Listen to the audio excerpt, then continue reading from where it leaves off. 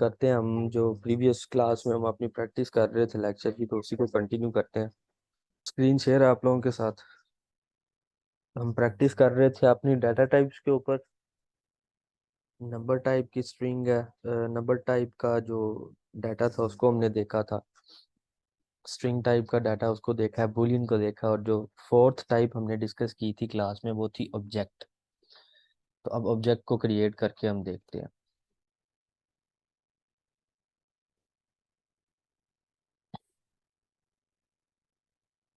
ठीक है, ऑब्जेक्ट के लिए मैं इनिशियलाइजर स्टार्ट करूंगा, कोई भी लेट वार या कॉन्स्ट जो हमने डिस्कशन की थी, तो मैं लेट के साथ ही कंटिन्यू करता हूँ। या कॉन्स्ट कर लेते हैं इस बार हम। कॉन्स्ट, अब मैं एक ऑब्जेक्ट क्रिएट करूंगा, ऑब्जेक्ट को नाम देते हैं। मैं ऑब्जेक्ट का नाम देता हूँ पर्सन। और ऑब्जेक्ट क्रिएट करने के लिए ये जो करली ब्रेसेस होती हैं ये हमने बनानी होती हैं। इससे ये मेरा एक एम्प्टी ऑब्जेक्ट क्रिएट हो चुका है। अभी तक इसमें कोई वैल्यूज़ नहीं है। तो मैंने आपको बताया था हर उस चीज़ को हम ऑब्जेक्ट कहते हैं जो जिसमें दो चीज़ें पाई जाती हैं, प्रॉपर्टीज़ और मेथड्स। मेथड्स को हम बिहेवियर भी कह सकते हैं एक। और ऑब्जेक्ट्स हम क्रिएट करते हैं रियल लाइफ मैपिंग करने के लिए। लेट्स से मैंने एक पर्सन अभी आपके सामने लिखा है, तो पर्सन को मैं ऑब्जेक्ट क्यों कह रहा हूँ? तो पर्सन के एट्रीब्यूट एग्जिस्ट करते हैं। ठीक है, किस तरह से? एक स्टूडेंट एक पर्सन है। ठीक है, तो स्टूडेंट के एट्रीब्यूट क्या हो सकते हैं? उसका रोल नंबर हो सकता है एट्रीब्यूट। उसका डिपार्टमेंट कौन सा है, वो किस यूनिवर्सिटी में पढ़ रहा है, और उसने कोर्सेज कौन कौन से उठाए हुए हैं। ये उसके एट्रीब्यूट्स हैं जो जाहिर करते हैं एक स्टूडेंट को कि ये स्टूडेंट है। अब उसके मेथड्स या बिहेवियर क्या हो सकते हैं? तो एज ए स्टूडेंट वो पढ़ सकता है यूनिवर्सिटी में, वो कोर्सेज को उठा सकता है। तो इस तरह की सारी चीज़ें जो होती हैं मेथड्स की, जो वो बिहेवियर अप्लाई करते हैं। तो हम हर उस चीज़ को ऑब्जेक्ट कहेंगे जो प्रॉपर्टी होल्ड करता है और जिसके मेथड्स या बिहेवियर होते हैं। तो मैंने यहाँ पे एक पर्सन का ऑब्जेक्ट बनाया है, तो पर्सन के अब मैं एट्रीब्यूट लिखता हूँ। पर्सन के एट्रीब्यूट क्या हो सकता है? उसका नाम हो सकता है। अगर हम इसको सेग्रीगेट करूँ मैं, कि उसका फर्स्ट नेम हो सकता है। मैं इस तरह प्रॉपर्टी नेम लिखूंगा, कॉलन लगाऊंगा, कॉलन के बाद प्रॉपर्टी की वैल्यू आ जाएगी। तो मैं यहाँ लिखूंगा अली, पर्सन का फर्स्ट नेम अली है, ये इसका एक एट्रीब्यूट है। फिर मैं कॉमा लगा के मैं दूसरा एट्रीब्यूट लिखूंगा कि उसका लास्ट नेम क्या है। लास्ट नेम उसका है जी अली अहमद। फिर मैं कॉमा लगाऊंगा, तो ये इसी तरह उसकी प्रॉपर्टीज बिल्ड होती जाएंगी। तो पर्सन के और एट्रीब्यूट क्या हो सकते हैं? उसका जेंडर, कि वो मेल है या फीमेल है। तो मैंने अली अहमद लिखा है, तो ऑब्वियसली ये मेल है। अभी हम मेथड्स की बात नहीं करेंगे कि ऑब्जेक्ट में मेथड किस तरह लिखते हैं, क्योंकि मेथड जावास्क्रिप्ट में फंक्शंस को कहते हैं। तो जब फंक्शंस मैं आपको पढ़ाऊंगा, देन मैं इसमें इम्प्लीमेंट करके दिखाऊंगा आपको कि ऑब्जेक्ट के हम बिहेवियर, ऑब्जेक्ट का हम मेथड किस तरह से बनाते हैं। तो अभी मैंने एक पर्सन बना लिया ऑब्जेक्ट का। अब देखते हैं इस ऑब्जेक्ट की वैल्यूज डिस्प्ले किस तरह से होती हैं। तो कंसोल डॉट लॉग में मैं इसका नाम लिख दूंगा, वेरिएबल नेम जो मैंने पर्सन बिल्ड किया है। और कंसोल लॉग डॉट क्या करता है? ये आउटपुट दिखाता है कि मैं इसको कोई भी वेरिएबल पास करता हूँ तो वो बताएगा इस वेरिएबल में क्या है। यहाँ कंसोल डॉट लॉग में मैं कुछ भी स्ट्रिंग लिख सकता हूँ, कुछ भी टेक्स्ट पास कर सकता हूँ। उसका क्या तरीका होता है? अगर ये मैं पर्सन को ख़त्म करता हूँ कि स्क्रीन के सामने, तो ये डबल कोट्स। अब इस डबल कोट्स में मैं कुछ भी लिखता हूँ ना, my name is Umar Shahzad, तो ये टेक्स्ट है। मैं जो भी लिखूंगा वो मुझे शो हो जाएगा कंसोल में। तो अगेन मैं इसको शो करने के लिए हम अपने टर्मिनल को यूज़ करेंगे। टर्मिनल में मैं क्या करूँगा? लिखूंगा नोड, ये कमांड है। नोड के बाद मैं अपना फाइल नेम लिखूंगा। मेरा फाइल नेम है test1.js। तो मैं इसको एंटर करूंगा, तो ये देखें इसने मुझे आउटपुट दे दिया, my name is Umar Shahzad. तो कंसोल डॉट लॉग का सिंपल मतलब होता है कि इससे आप कुछ भी प्रिंट करवा सकते हैं, एक टेक्स्ट को या किसी भी वैल्यू को देख सकते हैं कि उस वैल्यू में क्या पड़ा है। जैसे हम लिखते आ रहे थे ए नेम वेरिएबल बूल, तो अभी मैं इसमें लिखता हूँ पर्सन। कंट्रोल एस से मैं अपनी फाइल को सेव करता हूँ। मैं इस कमांड को दोबारा चलाऊंगा, note test one dot J S को, तो मैं देखूंगा क्या है। तो ये देखें, करली ब्रेसिस में उसने मुझे बताया कि फर्स्ट नेम में अली एग्जिस्ट करता है, लास्ट नेम में अहमद, जो हमने वैल्यूज पास की हैं, और जेंडर में क्या पड़ा हुआ है, मेल। तो इस तरह से हम अपना ऑब्जेक्ट क्रिएट करते हैं। ऑब्जेक्ट के जो भी एट्रीब्यूट्स हैं, जो भी हम बनाना चाह रहे हैं, तो वो हम बना लेते हैं। उसके बाद मैं स्लाइड्स में जाता हूँ और देखता हूँ कि इसके बाद हमने क्या पढ़ा था। ठीक है, ये इनकी प्रैक्टिस होगी। और वार लेट कॉन्स्ट को हमने देख लिया था क्लास में प्रैक्टिस करके। अब अरिथमेटिक ऑपरेशंस की बात करते हैं कि प्लस माइनस मल्टीप्लाई डिवाइड अगर मैंने करना है मैथमेटिकल ऑपरेशंस, तो उसके लिए कुछ वेरिएबल्स बना लेते हैं। मैं क्या करता हूँ, लेट लेता हूँ, एक कमेंट भी लिख देता हूँ कि अब हम अरिथमेटिक ऑपरेटर्स का कोड लिखेंगे। ठीक है, तो क्योंकि ये मैथमेटिकल ऑपरेशंस ऑपरेटर्स होते हैं, तो इसके लिए मुझे वैल्यूज चाहिए, मतलब नंबर्स चाहिए। तो मैं क्या करूँगा, दो वेरिएबल्स बनाऊंगा और उनमें कोई नंबर पास कर दूंगा। मैं लिखता हूँ let M N U M one, मतलब नंबर वन इक्वल, इसको मैं दे देता हूँ टू। और लेट कर देता हूँ, एक दूसरा वेरिएबल बनाऊंगा, उसको मैं नाम देता हूँ नम टू का, इसमें मैं रखवा देता हूँ फोर। अब मैं करूँगा, इनमें एडिशन करना चाह रहा हूँ। सिंपल एक तरीका ये होता है कि मैं पर्सन में क्या करता हूँ, पर्सन में मैं लिख देता हूँ num one plus num two. ये अब मैं क्या कर रहा हूँ, मैं डायरेक्ट कंसोल लॉग में मैं इनको प्लस करवा के देखना चाह रहा हूँ कि मेरी वैल्यू क्या आती है। तो मैं सेव करता हूँ, अपनी फाइल को दोबारा चलाऊंगा, तो देखें इसने मुझे सिक्स दे दिया है। बट इसमें हुआ क्या है, इसमें मैंने एडिशन तो करवा दिया, बट मैंने इसको कहीं ना कहीं स्टोर नहीं करवाया। जैसे टू की वैल्यू किस में पड़ी हुई है, टू की वैल्यू एक नंबर वन के वेरिएबल में पड़ी है, जो कि मेमोरी को होल्ड करता है। तो जो इनका सम मैं कंसोल करवा रहा हूँ ना, इसको मेमोरी नहीं मिली, ये कहीं पे स्टोर नहीं है, मैं इसको यूज नहीं कर सकता इस सिक्स को, क्योंकि ये किसी वेरिएबल में एग्जिस्ट ही नहीं करता। तो उसके लिए हम क्या करते हैं कि हम जब भी कोई कैलकुलेशंस करवाते हैं, उसके आंसर को हम किसी ना किसी वेरिएबल में स्टोर करवाएंगे। तो उसके लिए मैं एक और वेरिएबल बनाता हूँ, उसका नाम मैं रख देता हूँ सम, एक मीनिंगफुल नेम देते हैं। अब इस सम के आगे मैं ये ऑपरेशंस परफॉर्म करूंगा अपने नम वन नम टू के। मैं इसको यहाँ से कट करता हूँ, यहाँ पे पेस्ट करता हूँ। अब मेरे सम में सिक्स अवेलेबल है। अब मैं कंसोल करवाता हूँ सम को, कंट्रोल सेव करता हूँ। उसके बाद अपनी फाइल को दोबारा से मैं कमांड के थ्रू रन करूंगा, तो देखें अगेन मुझे सिक्स आया। अब मैं इस सिक्स को यूटिलाइज भी कर सकता हूँ, क्योंकि अब ये स्टोर है, इसको मेमोरी मिल चुकी है, ये कहीं ना कहीं पड़ा है। उस केस में डायरेक्ट जो मैं काम कर रहा था उसमें ये एग्जिस्ट ही नहीं था करता, ये सिर्फ हमें डिस्प्ले कर रहा था, मैं उसको यूज नहीं था कर सकता। तो इसी तरह से हम अपनी कैलकुलेशंस कर सकते हैं। इसको मैं सम की जगह ना एक रिजल्ट का नाम देता हूँ। ठीक है, अब हमने एडिशन करवाई, मैं इसी तरह यहाँ पे माइनस सब्ट्रैक्शन भी करवा सकता हूँ। मैं अपनी फाइल को सेव करूंगा। अच्छा, एक कमांड होती है CLS, ये क्लियर कर देती है टर्मिनल की जितनी भी आपने कमांड्स लिखी होती है ना, तो ताकि एक चीज़ वैनिश हो जाए, आपके लिए स्क्रीन जो टर्मिनल है वो फ्री हो जाए और हमें चीज़ें ठीक से नजर आए। तो मैं दोबारा से फाइल को चलाऊंगा, तो अब ये मुझे माइनस टू दे रहा है। उसकी रीज़न ये है कि मैंने num one minus num two कर रहा हूँ, तो टू माइनस फोर आंसर आएगा माइनस टू, तो इसीलिए ये माइनस टू हमें दे रहा है।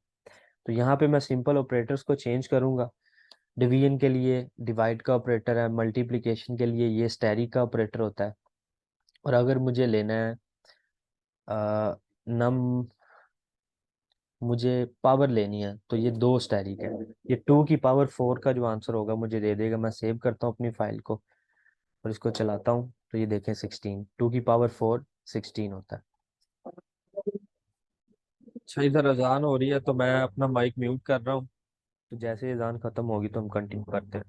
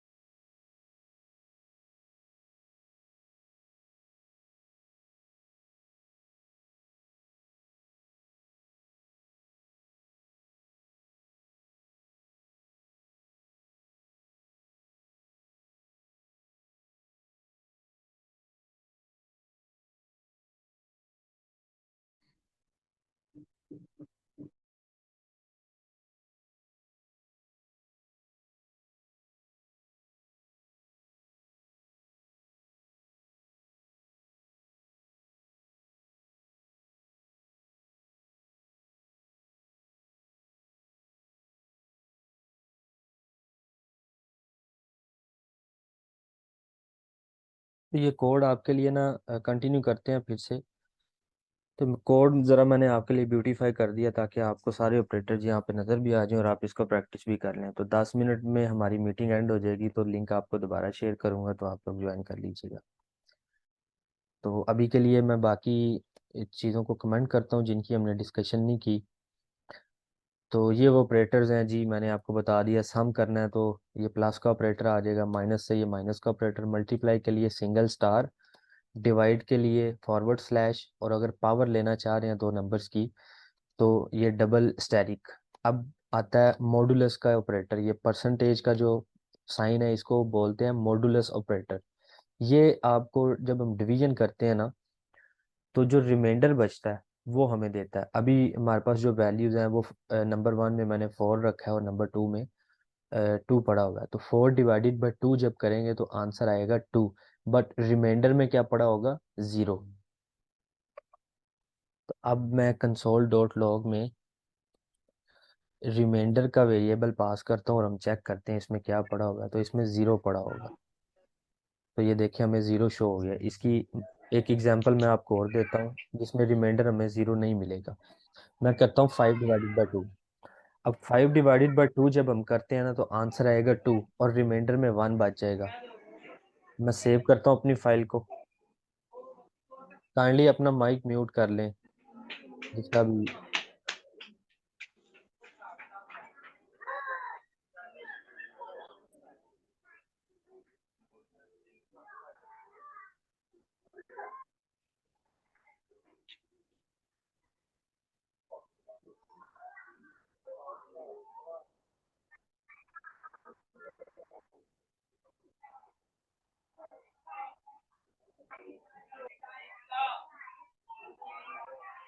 मोहम्मद फैसल अपना माइक म्यूट करो। तो ये अब इस केस में 5/2 किया तो रिमाइंडर इसमें 1 बचता था तो 1 आ गया। तो मैं 5 को दोबारा से 4 कर दूंगा। अब बात करते हैं इंक्रीमेंट की। इंक्रीमेंट इस तरह से करते हैं, वेरिएबल नेम मैंने लिखा, इसमें एक वैल्यू होल्ड करती है जो क्या है 4। अब मैंने प्लस प्लस कर दिया। इस प्लस प्लस का मतलब ये है कि ये इसमें एक ऐड कर देगा, 1 ऐड कर देगा। प्लस प्लस का मतलब ये होता है। और डिक्रीमेंट का मतलब होता है कि एक माइनस कर देना। तो अभी नम में प्लस प्लस कर दिया है और मैंने उसको स्टोर करवा दिया एक इंक्रीमेंट के वेरिएबल में। तो कंसोल डॉट लॉग में मैं इंक्रीमेंट लिखूंगा, सेव करता हूँ। CLS कमांड लिखूंगा, मैं क्लियर करूंगा अपने टर्मिनल को और दोबारा से कमांड चलाऊंगा नोट स्पेस test1 डॉट की, और इसमें ये हमें 4 ही दे रहा है। क्यों दे रहा है वो देख लेते हैं। इसको 5 देना चाहिए। कंट्रोल सेव मैं दोबारा करूंगा, मैं दोबारा से चला के देखता हूँ इसको। 4 यार।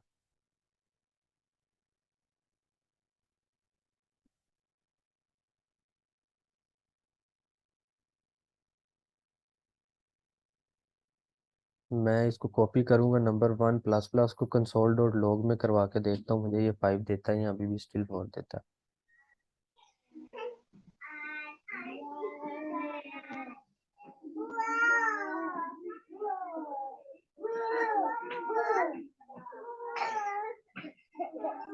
हाँ दादा।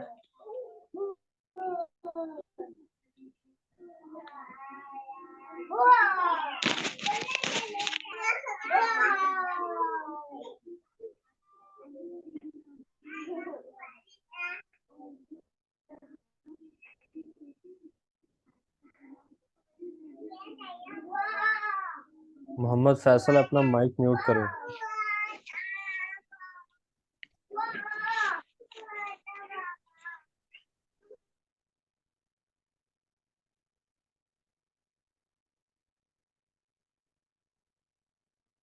अच्छा, मैंने कंसोल डॉट लॉग में इसको प्लस प्लस करके देखा है तो इसने मुझे ये प्लस प्लस कर दिया। इसकी रीज़न ये है कि इंक्रीमेंट के केस में मैं ये मुझे क्यों नहीं दे रहा था।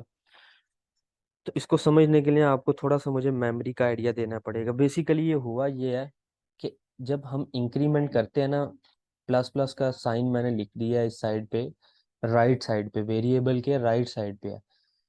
तो होता ये है कि नंबर 1 में जो पड़ा हुआ है ना, नंबर 1 में पड़ा हुआ है 4। वो 4 इस इंक्रीमेंट वेरिएबल को मिल जाएगा, और जबकि एडिशन इसकी होगी बाद में, इसीलिए ये मुझे अपडेट करके नहीं दे रहा। तो मैं एक चीज़ चेक करूंगा, मैं इसको उठाता हूँ प्लस प्लस को और नंबर से पहले लिख दूंगा, तो देखते हैं ये चलता है कि नहीं। और ये सी प्लस प्लस का एक कंसेप्ट है, अगर ये चल जाता है तो ये देखें 5 आ गया। अब ये एक दो चीज़ें आपको बता देता हूँ। इंक्रीमेंट और डिक्रीमेंट में दो कंसेप्ट होते हैं, पोस्ट इंक्रीमेंट और प्री इंक्रीमेंट, या पोस्ट डिक्रीमेंट या प्री डिक्रीमेंट। पोस्ट का मतलब होता है बाद में, प्री का मतलब होता है पहले। तो मैंने अगर ये प्लस प्लस के साइन किसी वेरिएबल से पहले लिख देता हूँ ना, जैसे नंबर 1 से पहले लिखे हैं, तो ये क्या करेगा, 1 को ऐड करेगा इस नंबर में, इस वेरिएबल में, देन ये इंक्रीमेंट में वो वैल्यू स्टोर करवाएगा। एक हमने चेंजिंग नहीं की, यहाँ पे इंक्रीमेंट लिखना था कंसोल में, तो मैं दोबारा से चेक करूँगा इंक्रीमेंट की वैल्यू, टर्मिनल पे चला के क्लियर करता हूँ और फाइल को चलाऊंगा, तो ये देखें 5 ही आ रहा है। तो कंटिन्यू करते हैं अपने कंसेप्ट को। तो इसके आगे मैं कमेंट के साथ लिख भी देता हूँ, ये प्री इंक्रीमेंट है। प्री इंक्रीमेंट का मतलब ये है कि जब आप लेफ्ट साइड पे ये प्लस प्लस का साइन लगा देंगे ना, तो पहले 1 इस नंबर में ऐड होगा, वो 5 की वैल्यू फिर जाएगी इंक्रीमेंट के अंदर, इस वेरिएबल में। तो देन ये कंसोल डॉट आपको यानी अपडेटेड वैल्यू आएगी। और इसको मैं कॉपी करता हूँ दोबारा से, सॉरी कंट्रोल जी करता हूँ, मैं इसको कॉपी करता हूँ और पेस्ट करता हूँ, और अब यहाँ पे मैं लिखता हूँ पोस्ट इंक्रीमेंट। पोस्ट का मतलब ये है कि वेरिएबल की राइट साइड पे अगर आप प्लस प्लस लिखते या माइनस माइनस लिखते, तो इनको भी ज़रा मैं इंक्रीमेंट 1 कर देता हूँ वेरिएबल नेम, ताकि मेरा एरर ख़त्म हो। तो अब क्या होगा, अब ये नंबर पहले इस इंक्रीमेंट में स्टोर होगा नंबर में, क्योंकि 5 पड़ा हुआ है, सॉरी 4 पड़ा हुआ है, 4 इसमें जाएगा। तो प्लस प्लस का इफेक्ट हमें कंसोल डॉट लॉग में शो नहीं हुआ। तो ये कंसेप्ट था पोस्ट और प्री इंक्रीमेंट का, और डिक्रीमेंट भी इसी तरह से ही चलता है। डिक्रीमेंट भी आपको दिखा देता हूँ, अभी मैं कंसोल लॉग करवाता हूँ डिक्रीमेंट को, और नंबर 2 में क्या पड़ा हुआ है, 2। तो देखते हैं ये हमें क्या शो करवाता है। ये हमें 2 ही दिखा रहा है, क्यों? इसके आगे मैं कमेंट के साथ लिख देता हूँ, ये पोस्ट डिक्रीमेंट है, इसलिए आपको अपडेटेड वैल्यू नहीं मिली। तो मैं जैसे ही माइनस माइनस को इस वेरिएबल से पहले लिखूंगा, बल्कि मैं कॉपी करता हूँ ताकि आप बाद में इस कोड को रिव्यू कर सकें।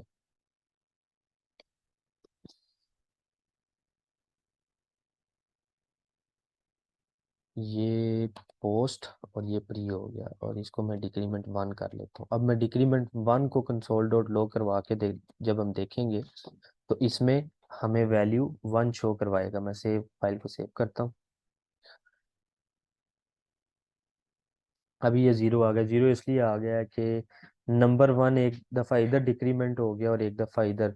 तो मैं पोस्ट को एक दफ़ा, इसको ज़रा प्री कर लें, ये प्री इंक्रीमेंट है। पोस्ट वाले को मैं कर देता हूँ कमेंटेड। तो अब हम देखेंगे, अब हमें 1 ही शो होगा। कंट्रोल एस करता हूँ, देखें अभी ये 1 आया। वो 0 की इसलिए शो हो रहा था कि ये नंबर 1 एक दफ़ा इधर माइनस माइनस हो गया था, और दोबारा से जब प्री डिक्रीमेंट हमने लगाया। सर जी जी।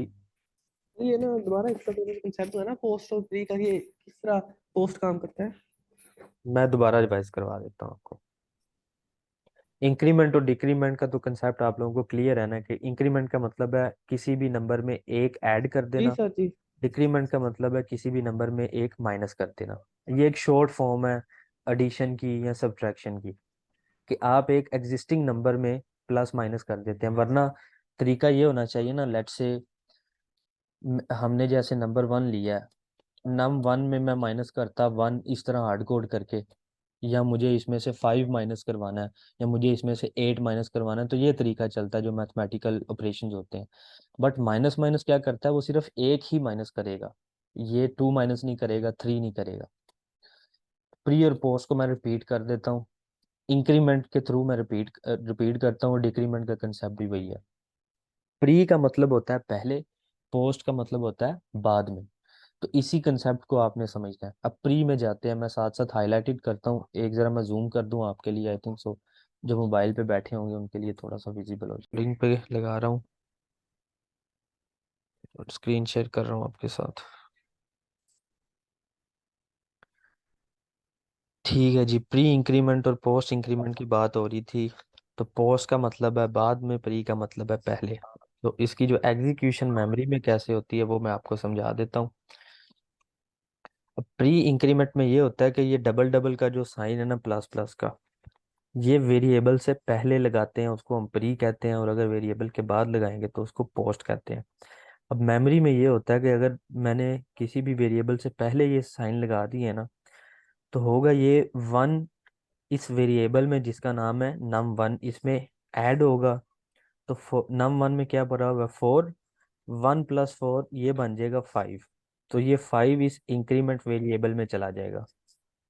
ठीक है, तो जब हम इसको कंसोल करवाएंगे तो हमें 5 शो होगा। पोस्ट में ये होता है, पोस्ट में ये जो वेरिएबल है ना वो आता है पहले, और प्लस प्लस का साइन लगा है बाद में। तो होगा ये num1 में क्या पड़ा होगा, 4, वो 4 चला जाएगा इस इंक्रीमेंट में, इस वेरिएबल में जिसका नाम है इंक्रीमेंट 1, और ये प्लस प्लस बाद में ऐड होगा उसमें। इसमें वन की इसमें 1 की एडिशन बाद में होगी। इसीलिए जब हम पोस्ट इंक्रीमेंट करते हैं तो हमें अपडेटेड वैल्यू नहीं मिलती। जैसे num1 में 4 पड़ा हुआ, जब इसको हम कंसोल करवा रहे थे तो इसमें हमें 4 ही शो हो रहा था, 5 नहीं था हो रहा। उसकी रीजन ये थी कि वेरिएबल पहले ही सेट हो चुका था इंक्रीमेंट 1 में, और +++1 उसमें बाद में हुआ था, इसलिए वो अपडेशन नहीं हुई थी। तो इसकी आप प्रैक्टिस कीजिएगा पोस्ट पोस्ट और प्री इंक्रीमेंट की।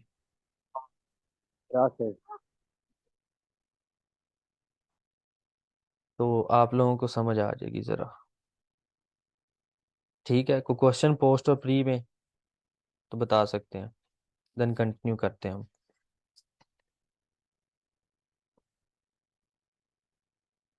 ठीक है, कोई मसला नहीं। तो अब हम चलते हैं स्लाइड पे, देखते हैं अगला हमारा टॉपिक है हमारा कंपैरिजन ऑपरेटर्स का।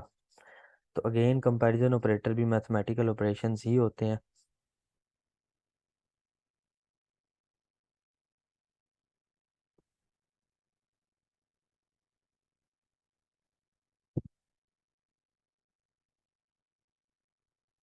तो इसके लिए भी हम इसी नंबर 1 और नंबर 2 को लेते हैं। सबसे पहले आ जाएगा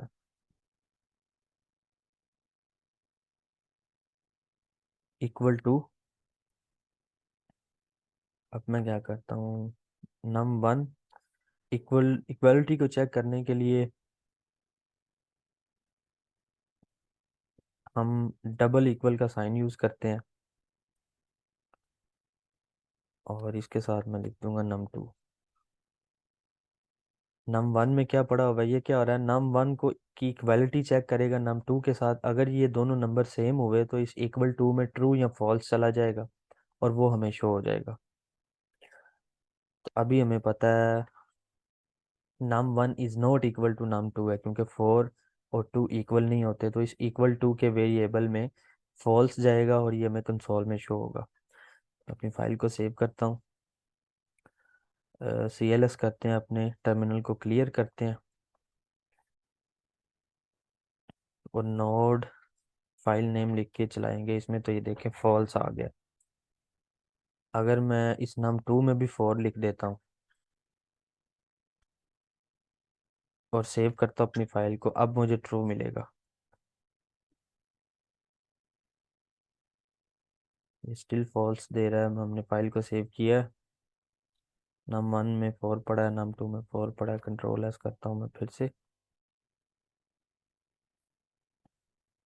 ये फिर से फॉल्स दे रहा है।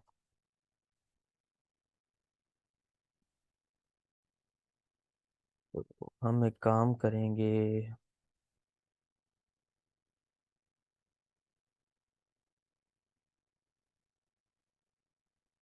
ये समटाइम जब आप एक ही लाइन में सारा काम करवा रहे हैं ना कंपैरिजन ऑपरेटर्स का, या जैसे पोस्ट और प्री में हमने देख लिया था, तो ये मसला आता है। अब मैं इसको ज़रा चला के देखता हूँ, फिर आपको समझा दूंगा इसकी एग्जीक्यूशन।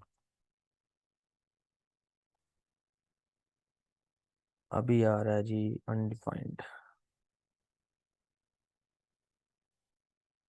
क्योंकि हमने इक्वल टू में कुछ रखवाया ही नहीं है।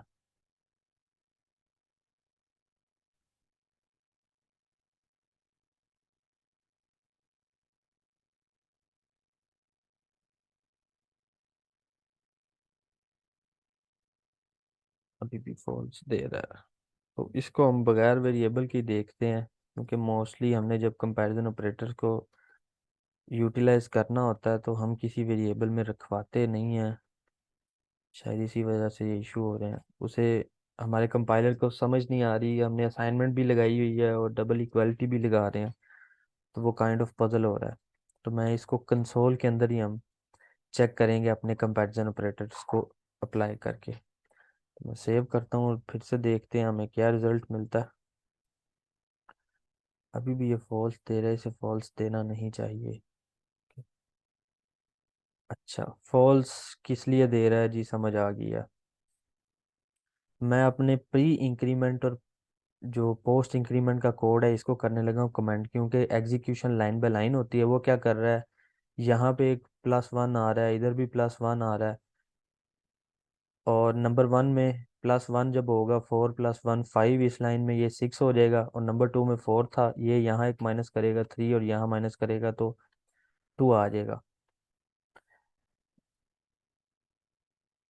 आपको एक दफ़ा इनको मैं नंबर 1 और नंबर 2 को डिस्प्ले करवाता हूँ, तो आपको समझ आ जाएगी कि मसला क्या था। मैं फाइल को सेव करता हूँ, मैं नंबर 1 और नंबर 2 को सिंपल डिस्प्ले करना चाह रहा हूँ, इसमें पड़ा क्या हुआ है।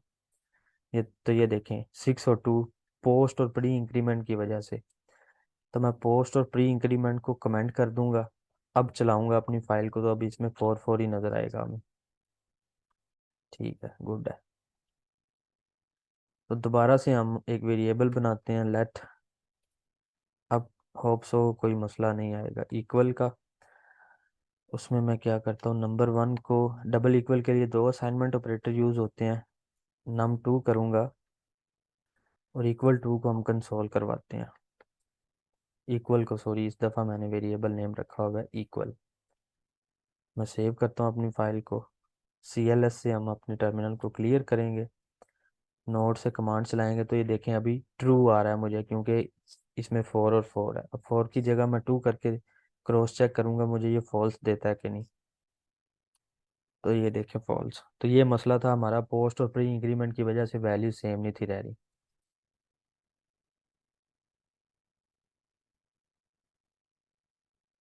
ठीक है। अच्छा, इस इक्वल टू में जब हम 2 साइन लगा रहे हैं ना इक्वल टू के, इसमें क्या करता है, इसमें ये सिर्फ नंबर्स को चेक करेगा, मतलब 4 और 4 है अगर मेरे केस में। और अगर मैं इसको ट्रिपल इक्वल टू कर दूंगा ना, ट्रिपल इक्वल टू की एग्जांपल मैं देता हूँ आपको इस कंसोल में करके। मैं लिखता हूँ 2 डबल इक्वल टू 2, तो ये हमें देगा ट्रू। कंट्रोल सेव करते हैं, ये ट्रू दे रहा है। डबल इक्वल, अब डबल इक्वल और ट्रिपल इक्वल का मैं आपको कंसेप्ट समझा देता हूँ। डबल इक्वल में वो सिर्फ वैल्यूज को देखेगा। वैल्यूज का मतलब है 2 + 2, वो टाइप को नहीं देखता। ऑब्वियसली हमारी टाइप भी तो एग्जिस्ट करती है ना, किसी भी अगर मैं 2 इस्तेमाल कर रहा हूँ तो वो 2 टाइप का है। इसको मैं कोड के थ्रू समझाता हूँ। अभी ट्रिपल इक्वल टू को मैं ख़त्म करता हूँ। अब मैं ना इस तरह कोटेशन मार्क्स लगा के 2 लिखता हूँ। फाइल को सेव करते हैं और इसको चला के देखते हैं। तो ये देखें मुझे ट्रू रिटर्न कर रहा है, जबकि लॉजिक क्या है, एक 2 नंबर वाला है और एक 2 टेक्स्ट वाला है। ये नंबर नहीं है, इसकी टाइप टेक्स्ट है इस 2 की, और इस 2 की टाइप है नंबर। तो ये स्टिल मुझे ट्रू रिटर्न कर रहा है। तो डबल इक्वालिटी के साथ वो सिर्फ नंबर्स को चेक करेगा। जब मैं लगा दूंगा ना ट्रिपल असाइनमेंट का ऑपरेटर, तो ये स्ट्रिक्ट मोड में चला गया। स्ट्रिक्ट मोड का मतलब है अब ये नंबर्स को भी चेक, मतलब वैल्यूज को भी चेक करेगा और उनकी टाइप को भी चेक करेगा। अगर ये दोनों चीज़ें ट्रू मिलेंगी तो देन वो ट्रू देगा। अब ये ट्रिपल असाइनमेंट के साथ इसको चेक करते हैं ये क्या देता है। क्लियर करता हूँ मैं अपनी टर्मिनल को CLS की कमांड से, और इसको दोबारा से चलाता हूँ। अब देखें मुझे फॉल्स आ गया, क्योंकि उसे पता है कि ये जो 2 है ये नंबर टाइप का है, और ये जो 2 है ये स्ट्रिंग टाइप का है। तो जैसे ही मैं इस 2 को नंबर 2 करता हूँ, अपनी फाइल को सेव करूँगा। अब ये मुझे ट्रू देगा। या ये दोनों स्ट्रिंग के करके देखते हैं, तो दोनों नंबर स्ट्रिंग टाइप के होंगे और इनकी वैल्यूज भी सेम है, तो ये मुझे ट्रू ही देगा। देखें, तो ये फ़र्क होता है डबल असाइनमेंट और ट्रिपल असाइनमेंट ऑपरेटर में। ट्रिपल के साथ वो स्ट्रिक्ट मोड में चला जाता है, वो वैल्यू की टाइप को भी चेक करेगा। क्लियर है ये? डबल इक्वल साइन और triple equal sign.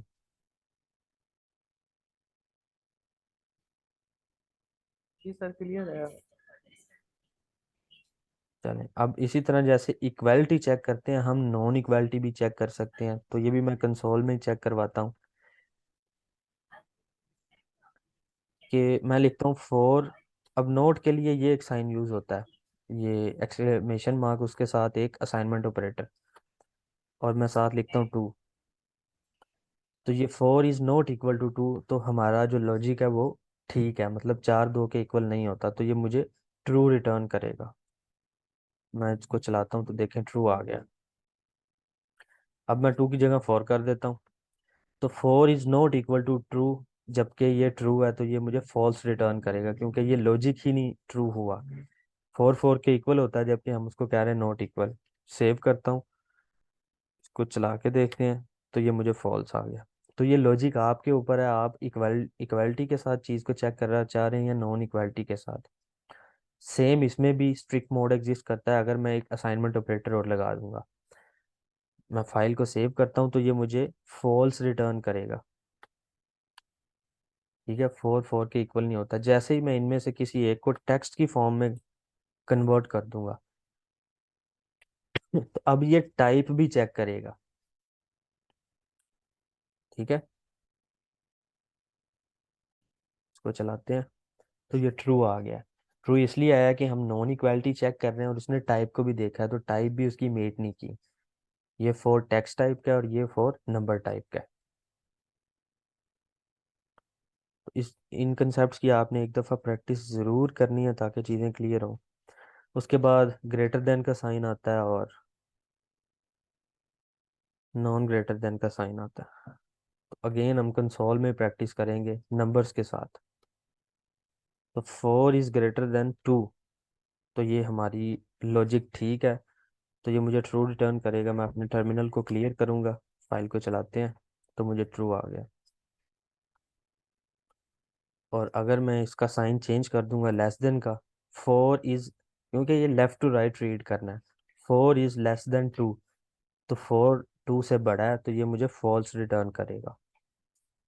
Simple math के लॉजिक हैं जो हम छोटी क्लासेस से करते आ रहे हैं। इसी तरह इक्वालिटी को भी चेक कर सकते हैं, लेस देन और इक्वल टू। अब इसका मतलब ये है फोर इज लेस देन और इक्वल टू टू। ठीक है, तो ये लॉजिक गलत है, क्योंकि फोर टू से बड़ा है। तो इक्वालिटी को भी आप चेक कर सकते हैं। अगर मैं यहाँ पे लगा दूँ फोर, ठीक है, इस केस में four is less than four, ये एक लॉजिक फॉल्स बनता है। इसको चला के देखते हैं, तो जबकि फोर फोर के इक्वल है, तो मैं इसके साथ ऐसे एक असाइनमेंट लगाऊंगा। अब ये होगा फोर इज लेस देन और इक्वल टू फोर। अब ये मेरा लॉजिक ट्रू देगा। फाइल को सेव करके रन करते हैं, अब ट्रू आ गया। तो इस तरह हम ग्रेटर देन को भी, ग्रेटर देन का साइन ऐसे लगा देंगे, इसका मतलब है ग्रेटर देन इक्वल टू। तो हम अपने लॉजिक को बिल्ड कर सकते हैं। और एक ये है टर्नरी ऑपरेटर है क्वेश्चन मार्क के साथ, इसको मैं आपको अभी, टर्नरी ऑपरेटर को मैं अभी आपकी प्रैक्टिस नहीं करवाऊंगा। ये हम जब अपना इफ एल्स का सेक्शन करेंगे ना, उसके पढ़ने के बाद मैं आपको समझाऊंगा। ये एक शॉर्ट फॉर्म होती है इफ एल्स की। इफ एल्स क्या होता है, ये हम अपने उस, जब हमारा लेक्चर आएगा तो उसमें देखेंगे। अब लॉजिकल ऑपरेटर्स की बात करते हैं। ये वो गेट्स हैं जो हम फिजिक्स में पढ़ते हैं, एंड ऑपरेटर, लॉजिकल और ऑपरेटर और नॉट ऑपरेटर। एंड के लिए इस तरह का डबल एंड साइन है, और के लिए ये दो लाइंस आती हैं पैरेलल लाइंस, और नॉट के लिए ये एक्सक्लेमेशन मार्क सिंगल। इसकी भी प्रैक्टिस कर लेते हैं। अब एंड गेट क्या करता है, अगर उसके लेफ्ट और राइट पे दोनों ट्रू एग्जिस्ट करते हैं, देन वो आपको ट्रू देगा। और में अगर एक भी ट्रू आ जाएगा तो हमें ट्रू देगा। तो इसके लिए मैं यहाँ पे ट्रू फॉल्स लिखूंगा। True and true. ठीक है, एंड के दोनों साइड पे मैंने ट्रू पास कर दिया। अब मैं इसको चला के देखता हूँ ये मुझे ट्रू देता है कि नहीं। तो इसने मुझे ट्रू दे दिया। आपको ज़रा मज़ीद समझाने के लिए ना, यहाँ पे इस ट्रू पे कोई ना कोई एक्सप्रेशंस होंगे, तो हम एक्सप्रेशन बिल्ड करते हैं।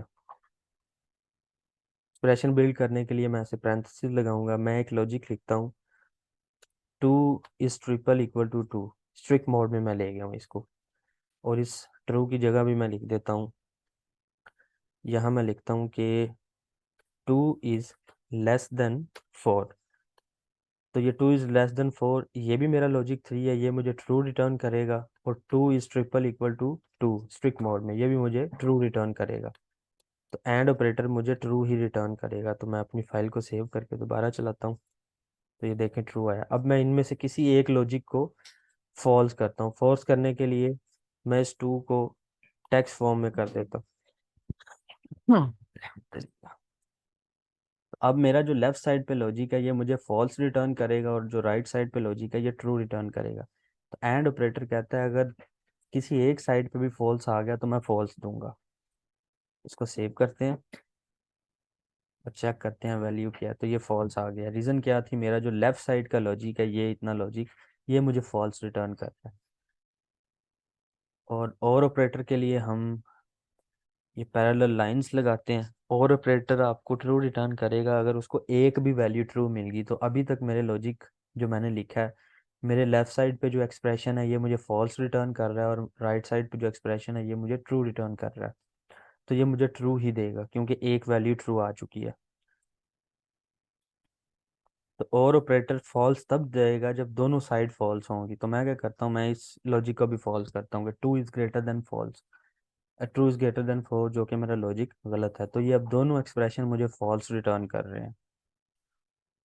ये देखें फॉल्स आ गया। ये बेसिकली एंड और ऑपरेटर इस तरह से आते हैं कि आप एक्सप्रेशंस को एग्जीक्यूट कर रहे होते हैं लेफ्ट और राइट साइड पे, जो भी लॉजिक होता है आपका, और वो आपको या ट्रू रिटर्न करेगा या फॉल्स रिटर्न करेगा। और दोनों साइडों पे आप देख लेंगे ट्रू आ रहा है या फॉल्स आ रहा है। इसे ख़त्म कर रहे हैं। नोट के लिए ये साइन लगाते हैं। नोट क्या करता है, ट्रू को फॉल्स कर देता है और फॉल्स को ट्रू। तो मैं नोट के साथ लिखता हूँ ट्रू, यानी ट्रू का उलट। तो ये मुझे फॉल्स देगा। टर्मिनल को क्लियर करते हैं और अपनी फाइल को चलाते हैं। ये देखें, एंड नोट ऑपरेटर उलट रिटर्न करता है जो भी हमें मिल रहा होता है। तो मैंने उसको ट्रू दिया तो उसने उसको फॉल्स कर दिया। मैं यहाँ पे फॉल्स लिख देता हूँ, तो ये मुझे ट्रू रिटर्न कर देगा। ये हमारे कंपैरिजन ऑपरेटर्स हैं। जी क्लियर है अभी तक? किसी को कोई ऑपरेटर समझ ना आया हो तो वो बता सकता है।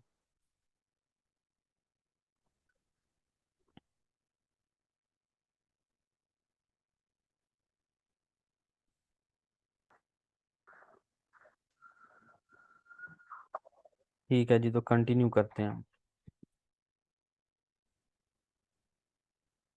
एक चीज़ हमने पढ़ी थी,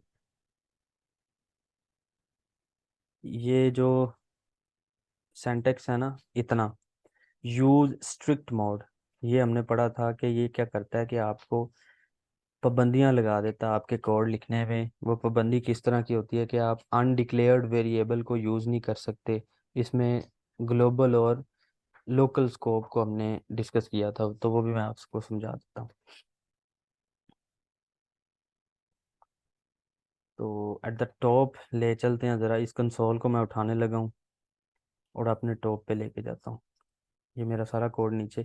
मैं एक वेरिएबल बनाता हूँ वैल्यू के नाम से, और इसमें पास करता हूँ 10।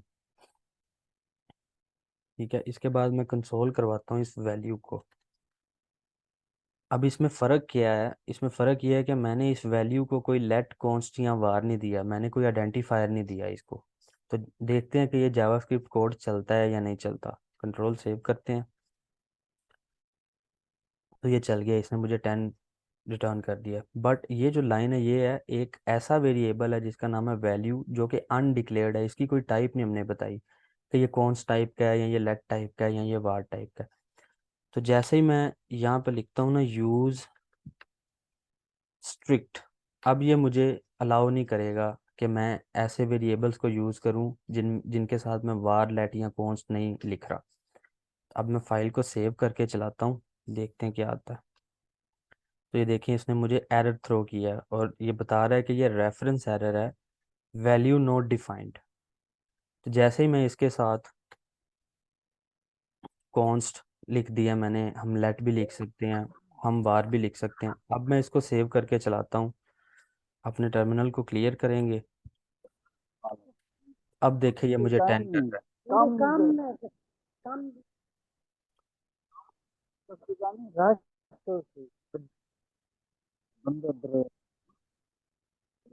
कर रहा है।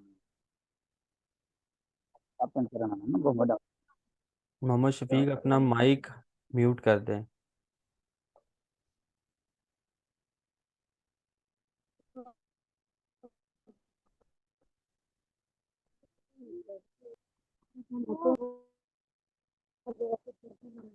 मोहम्मद शफीक अपना माइक म्यूट कर दें काइंडली।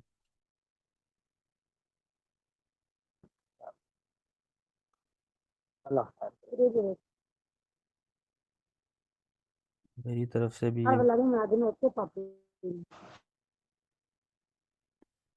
मोहम्मद शफीक अगर आप सुन रहे हैं तो अपना माइक म्यूट कर दें काइंडली। सर आप म्यूट कर दें, इसको नहीं कर रहा है। तो मैं कर रहा हूँ पर वो ऑपरेट नहीं हो रहा मेरी तरफ सर से। नहीं छोड़ रहे।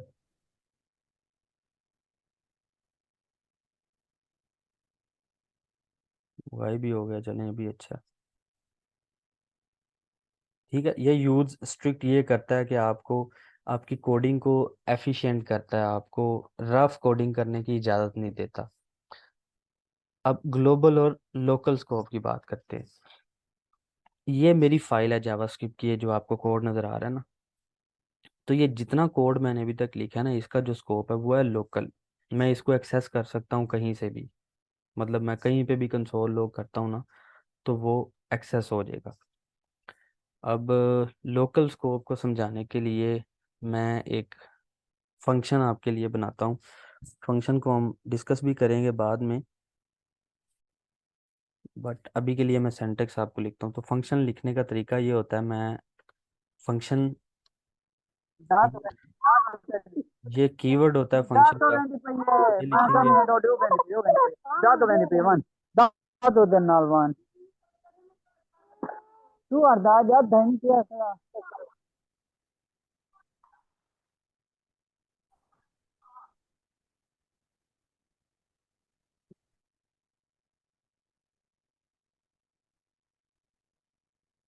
तो फंक्शन लिखने के लिए फंक्शन का ये इस तरह एक कीवर्ड लिखते हैं, इसके बाद हमने फंक्शन को अपना नाम देना होता है, जैसे हम वेरिएबल्स को नेम देते हैं ना। तो मैं लिखता हूँ माई func फंक, उसके बाद हमने ये राउंड ब्रैकेट्स लगानी होती हैं और उसके बाद ये करली ब्रैकेट्स। अब मैंने ये फंक्शन एक डिफाइन कर दिया। अब ये करली ब्रेसिस के अंदर जो चीज़ है ना, मतलब जो कोड इन इसके अंदर आएगा, ये ऐसे ऐसे मैं लिख रहा हूँ, ये इसी स्कोप के अंदर है, इसी करली ब्रेसिस के अंदर है। इसके बाहर जो मैं चीज़ लिखूंगा ना वो एक्सेस नहीं होगी। आपको एग्जांपल के साथ समझाता हूँ। मैं एक वेरिएबल इसके अंदर बनाता हूँ, मैं लिखता हूँ लेट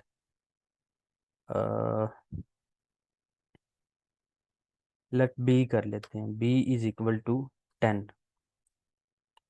बी मैंने एक वेरिएबल बनाया इस फंक्शन के अंदर। अब ये इस फंक्शन से बाहर नहीं है, इसका स्कोप सिर्फ मतलब इस करली ब्रेसिस से लेके और इस करली ब्रेसिस तक अंदर चलेगा, ये इसके बाहर एक्सेस नहीं होगा। तो मैं इस कंसोल को उठाता हूँ, मैं इस कंसोल को फंक्शन के बाहर लिखता हूँ। तो मैंने एक वेरिएबल बनाया इस फंक्शन के अंदर बी का। अब मैं इस बी को एक्सेस करने की कोशिश करता हूँ, जो कि कंसोल क्या है, कंसोल फंक्शन से बाहर लिखा हुआ है, मैंने अंदर नहीं लिखा हुआ। मैं फाइल को सेव करता हूँ और इसको चला के देखते हैं। तो ये देखें मुझे एरर आया है, एरर को रीड करते हैं, वो कहता है बी इज़ नॉट डिफाइंड। उसको बी मिला ही नहीं। वो इसलिए नहीं मिला क्योंकि इस बी का स्कोप लोकल है, इसका स्कोप सिर्फ इस ब्रैकेट्स के अंदर है, इस ब्रैकेट से बाहर में इसको एक्सेस नहीं कर सकता। तो ये होता है लोकल स्कोप के किसी जैसे हम इसको, हमने ये ऑब्जेक्ट बनाया है ना, तो इस ऑब्जेक्ट को भी, इसमें जो ये जेंडर है इसको हम डायरेक्ट एक्सेस नहीं कर सकते। ये भी मैं आपको करके दिखाता हूँ। इस कंसोल को मैं कमेंट कर देता हूँ। मैं यहाँ पे लिखता हूँ कंसोल डॉट लॉग, जेंडर लिखता हूँ, और मैं सेव करता हूँ अपनी फाइल को और इसको चलाता हूँ। तो मुझे फिर से एरर दिया उसने। उसने कहा जी gender is not defined. Reason ये है कि ये जेंडर इज करली ब्रेसिस के अंदर है, उससे बाहर नहीं। इसका स्कोप सिर्फ इस ब्रैकेट्स के अंदर है। तो इस ब्रैकेट्स के अंदर मैं इसके साथ जो मर्जी करूं, मुझे जो भी कैलकुलेशंस करनी है या मुझे इस जेंडर को चेंज करना है, इसकी वैल्यू को, इसके अंदर कर सकता हूँ, ये बाहर नहीं, क्योंकि बाहर एक्सेसिबल ही नहीं है ये होता है लोकल और ग्लोबल स्कोप। अब इस बी को मैं आपको इसके अंदर लिखता हूँ कंसोल डॉट लॉग बी, ताकि ये कंफर्म हो जाए कि ये बी इनसाइड द फंक्शन भी एक्सेसिबल या इनसाइड द करली ब्रेसिस एक्सेसिबल है। यानी अब इसको देखने के लिए मुझे इस फंक्शन को चलाना भी पड़ेगा। अब इस फंक्शन को चलाते कैसे हैं? चलाने का तरीका ये होता है कि फंक्शन नेम लिखते हैं, जो कि मेरे केस में है माई फंक, और मैं इस तरह से ब्रैकेट्स लगाऊंगा और ये क्लोज हो गया, ये मेरा फंक्शन कॉल हो गया। ये जो चीज़ है ना, इतना सिंटेक्स ये है कि आपने फंक्शन लिखा है या ऐसी लाइन ऑफ कोड लिखी है कि जो करेगी क्या। अब इनको चलाने के लिए इस फंक्शन को कॉल करना पड़ता है, और फंक्शन कॉल इस तरह होती है, फंक्शन नेम और उसके साथ ये राउंड ब्रैकेट्स। तो मैं सेव करता हूँ अपनी फाइल को। सेव करूंगा तो ये कंसोल डॉट लॉग बी चल पड़ेगा। क्लियर करता हूँ अपने टर्मिनल को। अब देखें ये B10 हो गया। तो ये कंफर्म हो गया कि इस बी को मैं इस ब्रैकेट्स के अंदर एक्सेस कर सकता हूँ, बाहर नहीं। तो ये कंसेप्ट होता है ग्लोबल और लोकल का। अब ये जो यूज स्ट्रिक्ट है ना, ये मैंने सबसे ऊपर लिखा है इस फाइल के अंदर, तो ये ग्लोबल है, इसका स्कोप ग्लोबल हो गया। ये ग्लोबली मुझे वो काम नहीं करने देगा जिसके लिए ये मुझे बाउंड करता है। जैसे हमने एग्जांपल देख ली है कि हम ऐसे वेरिएबल इस्तेमाल या यूज़ नहीं कर सकते, या जावास्क्रिप्ट हमें एरर देगा कि जो अनडिक्लेयर्ड हैं, जिनकी हम टाइप नहीं बताएंगे कि वो कौन टाइप के हैं, या वो वार टाइप के हैं, या लेट टाइप के हैं। तो अभी मैं इसको यहाँ से कट करता हूँ। इस यूज़ स्ट्रिक्ट के कोड को मैंने निकाल दिया। अब मैं क्या करता हूँ, इस बी के साथ जो लेट है ना, इसको भी ख़त्म करता हूँ। तो अभी के लिए मेरे जावास्क्रिप्ट पे मैंने कोई भी यूज स्ट्रिक्ट नहीं लगाया। मैं सेव करता हूँ और हम अपनी फाइल को चलाते हैं दोबारा से। तो ये मुझे 10 रिटर्न कर रहा है। ठीक है, अब मैं क्या करता हूँ, इस फंक्शन के अंदर ये यूज स्ट्रिक्ट लिखूंगा। तो अब ये यूज स्ट्रिक्ट क्या है ना, इसका स्कोप हो चुका है लोकल।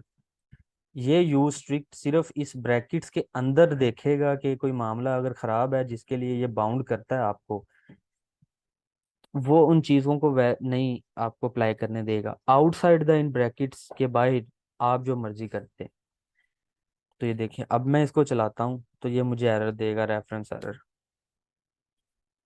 ये रेफरेंस एरर आ गया जी, बी इज नॉट डिफाइंड। मतलब मैं इस ब्रैकेट्स के अंदर ऐसे वेरिएबल नहीं लिख सकता जो कि डिक्लेयर्ड नहीं है। तो मैं लेट बी करता हूँ, दोबारा से चलाता हूँ।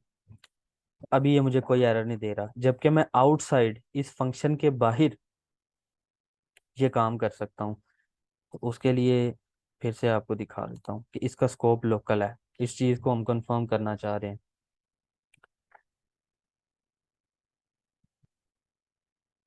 तो मैं इस कंसोल को कॉपी करूँगा। अब ये जो कॉन्स्ट वैल्यू है, मैं इसके साथ आइडेंटिफायर को ख़त्म करता हूँ, और इस वैल्यू को हम प्रिंट करवा के देखेंगे तो ये चलेगा, क्योंकि यूज स्ट्रिक्ट फंक्शन के अंदर है। ये देखिए 10 आ गया। तो ये लोकल और ग्लोबल स्कोप होता है। तो ये आपका लॉजिक है कि आपने किस तरह बिल्ड करना है। जो बेस्ट प्रैक्टिस होती है, बेस्ट प्रैक्टिस यही है कि आप जब भी अपना जावास्क्रिप्ट का कोड लिखें तो इस यूज स्ट्रिक्ट को आप अपनी सबसे पहली लाइन बनाएंगे, ताकि आपको ये गंदा कोड ना लिखने दे। ये गंदा कोड, हम इसको पंजाबी में मैं वर्ड यूज कर रहा हूँ कि, तो यूज स्ट्रिक्ट आप सबसे पहले लिखेंगे अपने जावास्क्रिप्ट के अंदर। तो जी क्लियर है सारा। यही हमारा लेक्चर था, इसकी हमने प्रैक्टिस कर ली है। तो इसके साथ मैं ये कॉन्स लगा देता हूँ।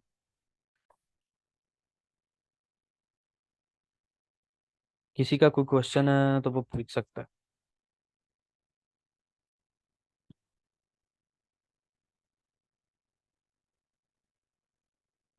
जी एनीवन, किसी का कोई क्वेश्चन है तो वो पूछ सकता है।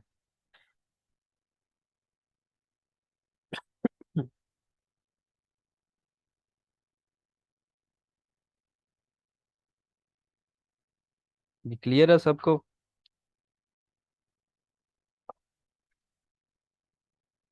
जी दानिश, कोई क्वेश्चन आपका? कोई सुन भी रहा है या सिर्फ जो 4 पार्टिसिपेंट हैं वो ऐड ही हैं? जी सर, सुन रहा हूँ सुन रहा हूँ। जी जी, क्लियर है सारा? कोई मसला जी मसाइल sir. Local scope global scope में? नहीं सर, आज ग्लोबल और इसका बिल्कुल क्लियर हो गया है। चलें, गुड है। अब इसकी प्रैक्टिस कीजिएगा, स्लाइड्स वगैरह आपके साथ शेयर हो जाएंगी। तो वो ये सर कोड बस भी। आज ये प्रैक्टिस ही करनी थी। जी जी, हमारा प्रैक्टिस में टाइम गुजर गया सारा। और सर इसके अलावा वो जो साइन होते हैं, is equal plus is equal to minus is equal to plus plus is equal to, ये किस तरह वर्क करते हैं, ये इसका थोड़ा सा गाइड करेंगे सर? ये भी मैं आपको करके दिखा देता हूँ।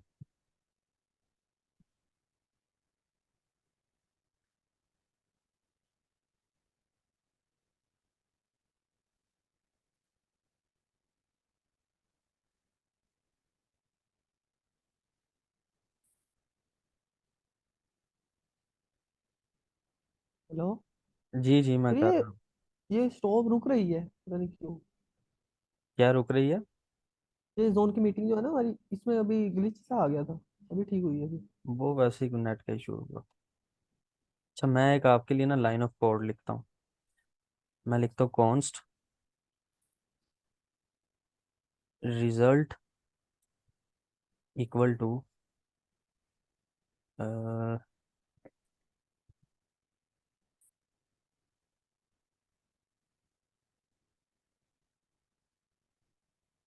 इस रिजल्ट में मैं ना एक वैल्यू रखवाता हूँ 5। एक वेरिएबल मैंने लिखा, इसको कॉन्स्ट नहीं करेंगे, इसको लेट करेंगे क्योंकि वैल्यू ने चेंज होना है। अब इसके बाद मैं लिखता हूँ R S U result equal to result plus 5। और अब इस रिजल्ट को मैं कंसोल करवाता हूँ। सेव किया, क्लियर करता हूँ मैं अपने टर्मिनल को। तो ये मुझे 10 आ गया, ठीक है। अब ये जो लाइन है ना, इसका एक शॉर्ट फॉर्म होती है लिखने की, वो शॉर्ट फॉर्म है जो आप बात कर रहे हैं। मैं इसको इस तरह से भी लिख सकता हूँ, रिजल्ट प्लस इक्वल टू 5। ये इसकी डिवीजन ऊपर पड़ी हुई है और ये इसकी शॉर्ट फॉर्म है। अब ऊपर वाले को मैं कमेंट करता हूँ और नीचे वाले के साथ चेक करते हैं आउटपुट क्या आती है। ये स्टिल मुझे रिटर्न दे रहा है। तो ये एक शॉर्ट फॉर्म होती है। जब भी आपने कोई ऑपरेटर, मैथमेटिकल ऑपरेटर यूज करना है, जो हमने अरिथमेटिक ऑपरेटर्स पढ़े हैं उनकी बात कर रहा हूँ, जब हम वो यूज करेंगे, हमारे लेफ्ट साइड पे जो वेरिएबल होगा ना वो, और जो मेन वेरिएबल जिसमें वैल्यू स्टोर होने वाली है, इस लाइन ऑफ कोड को देखें। एक वेरिएबल है मेरा ये रिजल्ट, एक वेरिएबल मेरा ये है, और ये भी मेरा वेरिएबल है, या इसको वैल्यू समझ लें। तो ये शॉर्ट फॉर्म तब इस्तेमाल करनी होती है जब मेरा लेफ्ट ऑपरेटर, और इनको ना ऑपरेंड्स भी बोलते हैं, कि ऑपरेटर के लेफ्ट और साइड पे जो होता है ना, उनके लिए एक टर्म यूज होती है ऑपरेंड। तो ऑपरेटर के लेफ्ट साइड पे जो वैल्यू या वेरिएबल होगी और जिसमें स्टोर हो रहा होता है, अगर ये सेम है ना दोनों, तो देन ये चीज है कि आप उसका एक शॉर्ट फॉर्म